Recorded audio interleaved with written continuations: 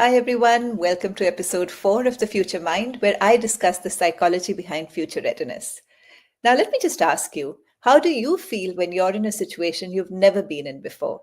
Whether it's meeting people you've never met before or taking up a job in an organization that's completely unfamiliar, a new industry, or maybe even a new country. How does that situation actually make you feel? What we're going to discuss today is a psychological trait called ambiguity tolerance. And to be honest, the first time I came across this was a couple of decades ago in the form of a cousin of ambiguity tolerance called uncertainty avoidance. One of the things you may have discovered in your own travels to other countries or in meeting people with other countries is that cultures can vary greatly in how structured they are or how adaptable or going with the flow they are. So there are countries where everything needs to be spelled out, all directions need to be extremely clear. And then, of course, there is India, where we're perpetually operating in this gray zone of some rules, not quite some rules, trying to read between the lines of when those rules should be followed and when those rules should not be followed. So, as someone who's just very, very comfortable with ambiguity, I've always been curious, what is the psychology behind this comfort with ambiguity? And it turns out that there is a psychological trait called ambiguity tolerance. And there isn't a whole lot of research in it, but there is some. And what that research shows is that when we look at organizations that are introducing change, in fact, this is a recent study that happened in India, uh, individuals who have a higher comfort with ambiguity are the ones who are able to spot the opportunities within those change and lead change.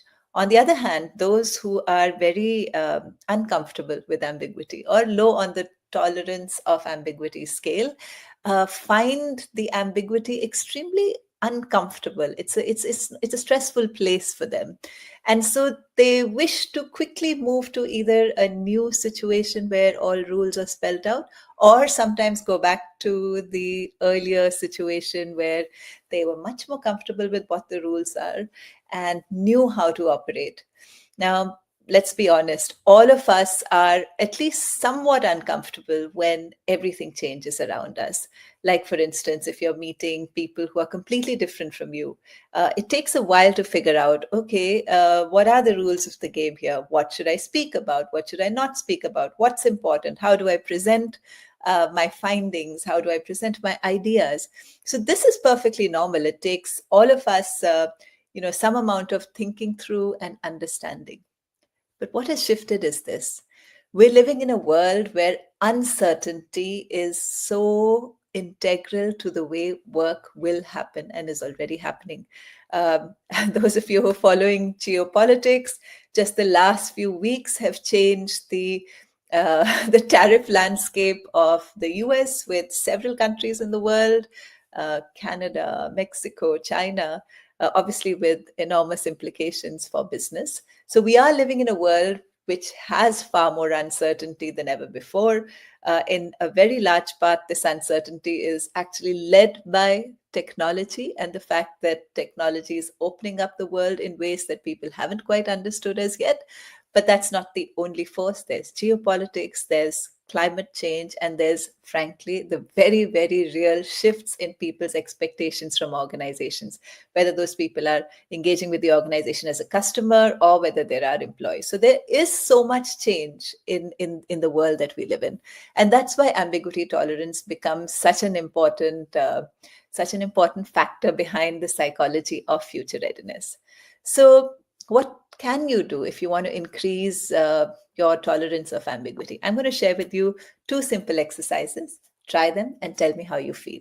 Exercise number 1: take small, low stake decisions with very little time. So, for instance, you can decide, I'm going to give myself 30 seconds to decide which movie to watch or which restaurant to go out to.